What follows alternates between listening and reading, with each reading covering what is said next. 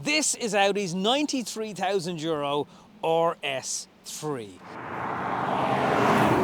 2.5, 5-cylinder, 0 to 60 in 3.8 seconds, less than 12 seconds for a quarter mile, and it's got 480 horses under that lovely, lovely bonnet. It's the third generation of the RS3, so it's probably the last version we're going to get in that 2.5. We have checkered flags in the headlights, RS3 badges, airflow over the front wheels, and in here, yes, the arches could be a bit more flared, particularly at the back of the car, like something like an RS4 or RS6. It has a boot. Yes, it has a boot. It's a bit compromised because the battery has to go in the boot, so that creeps in on space. And whether it's the hatchback or the saloon version, you're going to skimp there. Yes, it has room in the back for kids and legs and feet and USB ports. In fact, Audi still charge you for USB ports in the RS3. But the main thing is, what is it like to be behind the wheel of? And in this video, we are lucky to find out. Inside, the RS3 has Alcantara suede over the steering wheel, inserts in the doors. It's got kind of questionable drinks holders because I don't know how well they're going to hold things in place. You've got a sliding armrest. You've got all the comfort stuff you'd expect in an Audi, such as wireless charging, and there's shortcut buttons to aircon and climate control on your screen. And then there's some strange things. You click on the navigation button and it says the navigation license has not been purchased.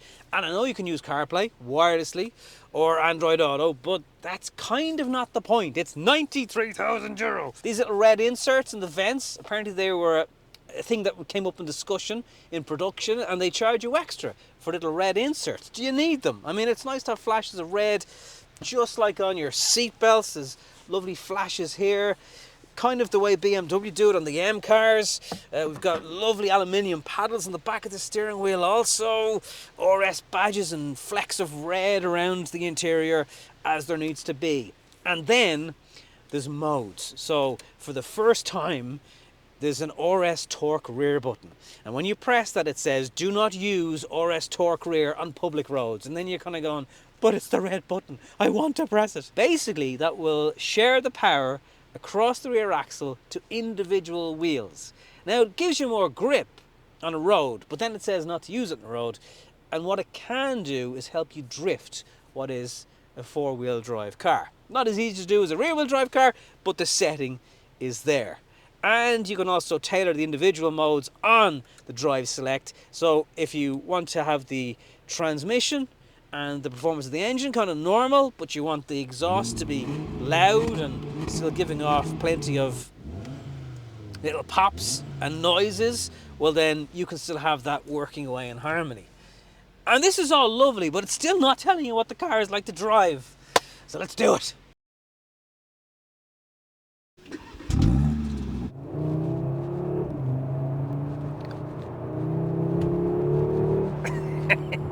No matter how bad your day is, this car will put a smile on your face. The level of grip is unbelievable. Wet roads, tight bends, the Pirellis that it is sitting on just want to keep you on the straight and narrow. The torque is brutal in its delivery. There could be a few more pops and bangs from the exhaust if I'm being totally honest. Yes, there should be blind spot in the car that's €93,000. Yes, the thing my left knee rests against is a bit hard. You know, it could be softer on my delicate kneecaps. But you know what? You forget about all those things when you do what this car is intended for, and that is to get in and drive it. And drive it not quite like you stole it, you know, be responsible, but have endless amounts of fun. And here's the thing, yes, it will do 18 miles per gallon, 18 litres per 100 kilometers, but also on a motorway taking it easy, I've seen it doing 8, and that's 35 miles per gallon if you're watching the UK. And for a car with 400 brake horsepower, that is not too bad. The seats are supportive. They hug you into place as the refuel button comes on. I wasn't sure about the suede Alcantara steering wheel because, you know, hands and all those things, but it feels good in the hand. It actually stays nicely chilled and cool. The brakes are up to the job. You can upgrade them to carbon ceramic if you're absolutely insane, because there's already 12,000 euros worth of optional extras on this car. The one thing I would definitely say go for is the upgraded exhaust, because it's nice to be able to have a car that sounds like that. You know, when is that never going to be fun in terms of an exhaust note? I had an Audi S3, second generation of that. An S3 is never an RS3. But comparing the two cars, this is a different gravy. Listen to that engine note. It's just one of the most fun cars I have ever driven.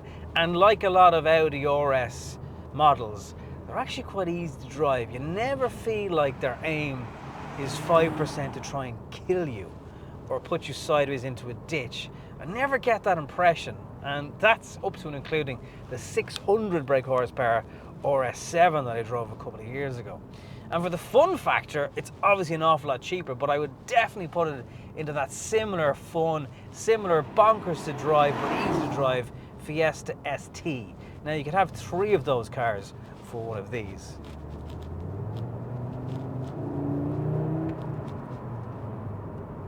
Oh, like the levels of grip are just outstanding and exactly what you need in a country like Ireland.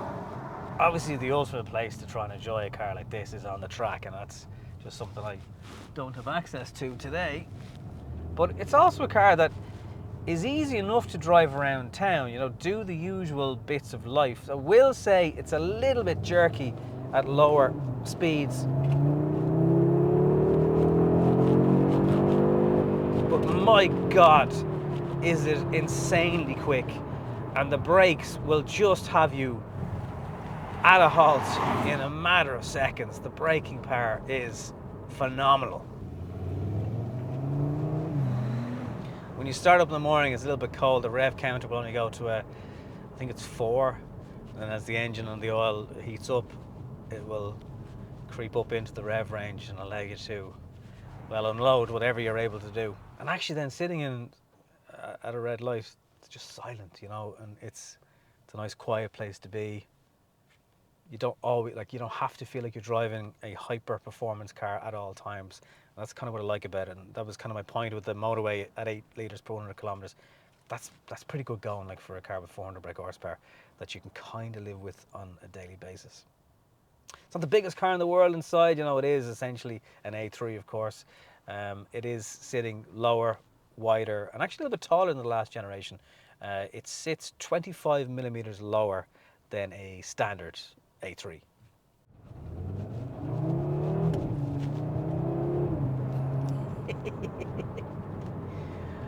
I don't know how long cars like this are going to be around for, but new ones anyway, but long may they continue, because the fun factor, sometimes you just say to yourself, life is too short.